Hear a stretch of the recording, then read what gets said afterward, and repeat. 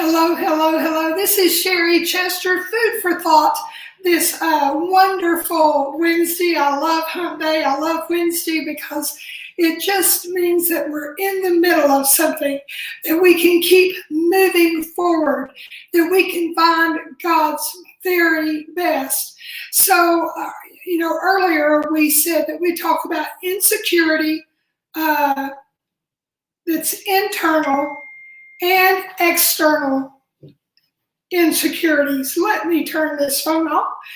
And part of what makes this such a vital thing for us to know how to do is internal insecurities are those things that are playing over and over in your mind, things that you don't want to see, things that you don't necessarily want to hear, but you don't know how to close these things off. We're going to talk about that today. Also, we're going to visit about the external insecurities and how to combat that. External insecurities are those things that people have either overtly or inadvertently said to you that are simply not lining up with the Word of God. They're not true. So there is this recording playing in our mind oftentimes inside ourselves that we have conditioned that we think is true when it's really a lie. And then there are things that people have spoken over us, whether intentionally or unintentionally, and we want to combat that today. So no notes showing up on the screen. I'm just going to talk to you very simply about how we take hold of internal and external insecurities.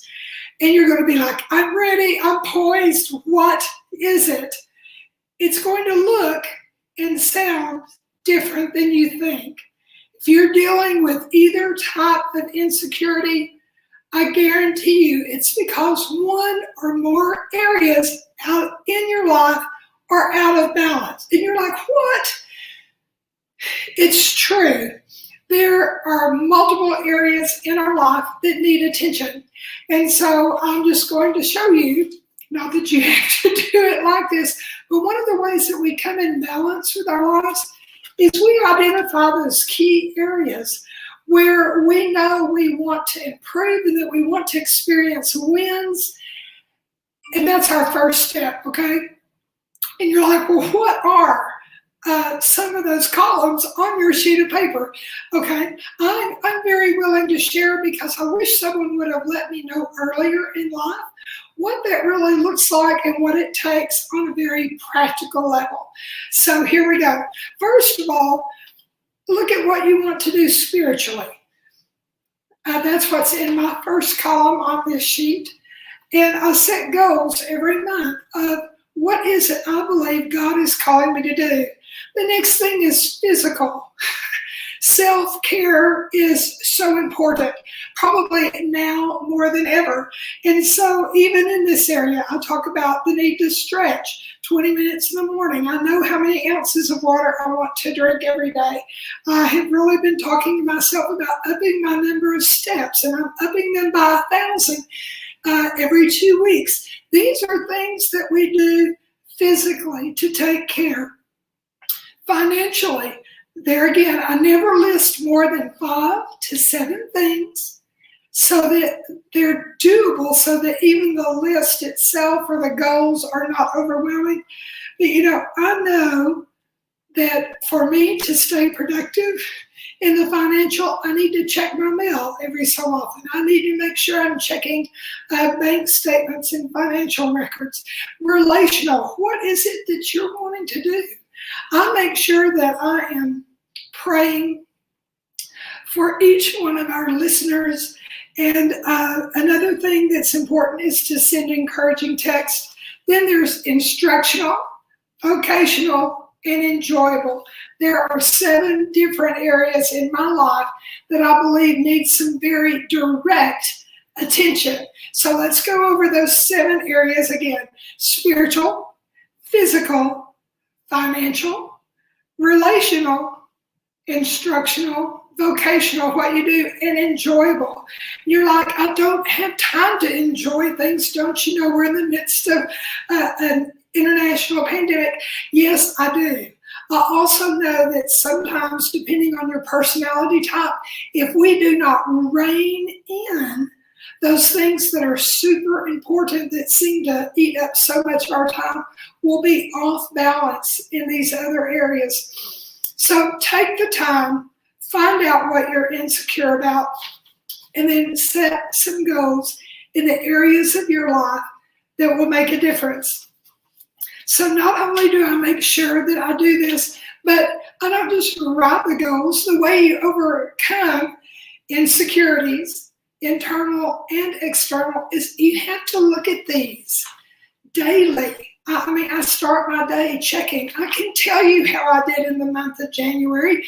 Yes, I stayed on my Bible reading program. Yes, I added an additional book that I studied. I did listen to one audio book because these are things that are important to me. Learning is essential for growth and development. But I also know that there were some days that I did not walk.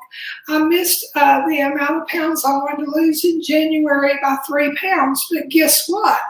I still know how many pounds I lost, and I know that that's growth and development. You see, when you deliberately purpose to change what you're thinking and what you're doing, the recording in your mind that you have played over and over for years, and that other people have told you start to diminish. You have the opportunity. It is only the second month of 2021 to turn around and make a great difference in who you are and what you're doing. Find out your purpose. Find out that thing that makes you thrive. We talked about that last week. Passion is everything. And in the midst of your passion, make sure that you are placing small baby steps that you can accomplish. One thing I do know about overcoming an insecurity is if we look at a particular goal for the year, it may seem too overwhelming and staggering. However, if we will break that goal down into monthly chunks, weekly chunks, daily chunks, it becomes doable. I will give you, for instance, I know that from the standpoint of how many food for thoughts I want to do this year, that I want to make sure that I'm online with you talking about a practical way to be a woman of leadership, utilizing the word, setting realistic goals. Okay, when I put down initially on my vision board that I wanted to do 52 this year, that seemed a little big. However, when I break it down into the week and know it's one time a week, and I think about the prep time it will take and the follow-up time, this is very doable. It's one thing to say, oh, I'm going to make 2 electronic books this year and publish another one and have an audio book this year as well. Those are great, but when you look at the year, it sounds overwhelming. But I do know what it takes to write 1 chapter a day. And sometimes, to be honest, it's more like 1 every 2 weeks. I may write 1 page every day so that I can listen to the heart of the Father. Break your goals down. Let's go over this one more time. Break it down spiritually, physically, financially, relationally, instructionally, vocationally, and enjoyably. I like all of these leads. Enjoyably. And you're like, well, what's on your enjoyable? I'm not talking about going and spending great money. See, setting a goal for enjoying life means I am looking out that window and I'm enjoying the sunrise. You know, I like to play an electronic game of solitaire, but I also know to limit it. So I make sure that, you know, when I've done the other things and I've had some balance, that I play a game either morning, noon, or night. You know, I'm an organizer just by habit. Believe it or not, organizing things makes me happy. And there it is on number 4, organize or clean 1 small area. Now, if that's not enjoyable for you, it will not be on your list. I also make sure that I try 1 new restaurant or a new recipe weekly. And, I like to decorate. So reading a blog is one of those really good things. And then I also limit my television time. So I want to go back to your goals. You're like, I don't have time to write these things down in order to deal with my insecurities, whether internal or external. Let me tell you this, my friend, you don't have time to not write down your goals. If it's not written down, it's not done. The Father tells us that we perish for lack of vision. You don't have to eat the elephant all at once. It merely takes one bite at a time. Ask yourself what it looks like. If you're like, I do not know how to do a chart, or that's just not my thing, go on Canva.com. Canva will let you make a vision board that is with pictures in a few words, but make sure that you are keeping the vision before you that speaks life over yourself.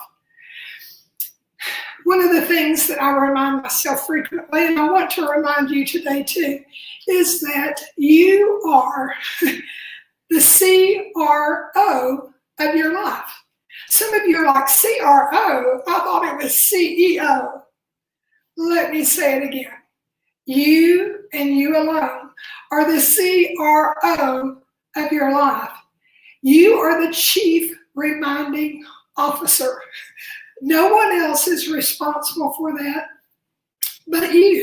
As a woman in leadership, you need to remind yourself of who God says you are. He says that you're qualified, capable, and loved, that you're the apple of his eye, that you're the head, not the tail, above and not beneath, that you'll lend and not borrow. And so many times we say these things and we know it, but yet we have not experienced it. My desire for you today, for this week, this month, this year, is to experience a newfound joy, a new sense of purpose, and a new understanding that you and you alone are the one that gets to determine what goal you will chase after. Here's a reminder, and I know we talked about some last week. Ask God. He'll remind you pretty quickly about what are you passionate about, what makes your heart happy, or the other way to know your purpose, what infuriates you? What is it that you're like, I just can't stand it? Is it human trafficking that bothers you? Is it the fact that you can see how to organize something and other people don't? Do you love to cook and to cook well, and you have all these creative ideas? You see, whatever you are passionate about and whatever angers you on either side of that, those are the things that God has called you to solve. And you see, no one else can do that but you. So whether you choose to do a digital board, and I didn't throw mine up there today, but maybe next week, or you choose to write it out in a chart or graph form, here's the deal.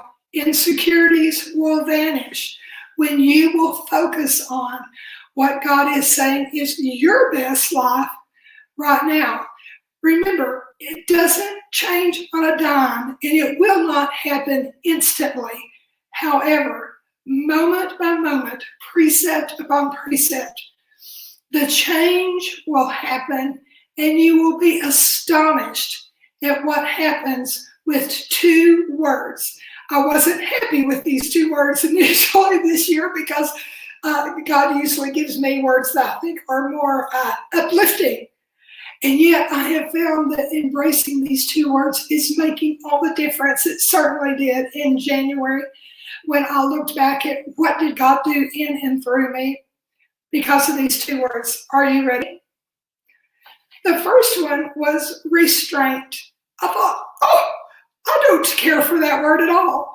But when we restrain ourselves, when we have moderation in every area, sometimes when I get to going on a project or I get to writing well, boy, I just want to lock up and get it done.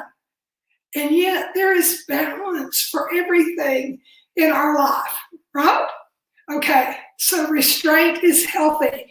It helps us to have a balanced life. Restraint also means that we eat one cookie instead of the whole bag of Oreos, right?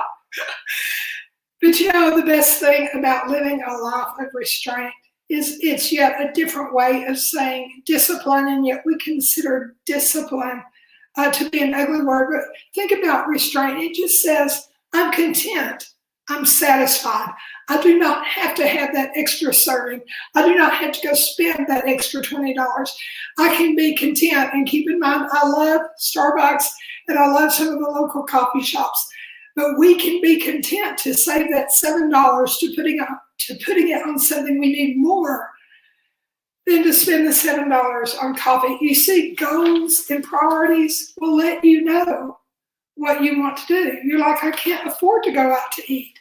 Well, if you aren't buying several things at Starbucks every week, you can afford a nice meal. That's just one example of several I could give you. And I know some of you are hanging on like, what is that next word? The next word is consistency. God is not into hit and miss. Remember the parable of the talents? He is looking for someone who will be consistent in fellowshipping with him, reading the word. I'm getting so excited, I'm almost wanting to get tongue-tied, and I will not do that. But you see, it matters. It's not we come in once a week and say, hey, God, just have a checkup, talk at him, and leave. No, he is wanting to fellowship with you. He created you for fellowship. So consistency every day and throughout the day is huge. Consistency physically matters. So many times we think, okay, I am going to go out there, I am going to, walk or run this 5K, half marathon, whatever, and we've not adequately trained for it. Goals will help that. The reason that you have felt insecure so many times is you have jumped into something without the necessary preparation. If you will be consistent, here a little, there a little, it will add up over time, and the gains you feel and the small wins that you experience, they will be life-changing. I can promise you that, but more importantly, the Word of God tells us that when we put our hand to the plow, that there is a reward that comes with that. So as we close out today, I just want to remind you the best way to get over insecurities that are in your head or those that have been spoken over you is to look at it, to address it, find out if it's true or if you were believing a lie. And if there's some things that you need to change in your life, write it down, draw it out, find a way to make sure that you are making steps forward every day in every area of your life. Here a little and there a little, you will have done it. I am so excited that you're here. I am praying for you throughout the rest of today and this week. I want you to join us Saturday morning. We have a special guest, Trisha Pete. She is going to talk about how you recognize burnout and whether you're going to burn up in the midst of it. And so practical ways of how to deal with burnout, which seems to be a larger than ever occurrence because of so many things that are going on globally. So that's this Saturday, Saturdays with Sherry at 9 a.m. And then keep in mind that also next Thursday, you're just going to love it, February 11th, we have our very own Messy Bun millionaire, Chastity Marie, here with us, and we're going to talk about the 6 developmental things you know and need to know to do to be an effective leader. So as a woman in leadership, in your home, at work, spiritually, in your relationships, God bless you. May he keep you. May his face totally shine upon you. And because my laptop, my second one, just kind of fell off the way, in order to end the broadcast, I'm actually going to have to scoot close and personal. But for now, you take care. And remember, the food for thought is you can change what people have said about you, what you've said about yourself. You have to be purposeful. Set the goals in the 7 main areas of your life and have fun making day-to-day progress. Love you guys oh so much. And here we go. See you later. Or I'm trying to see you later.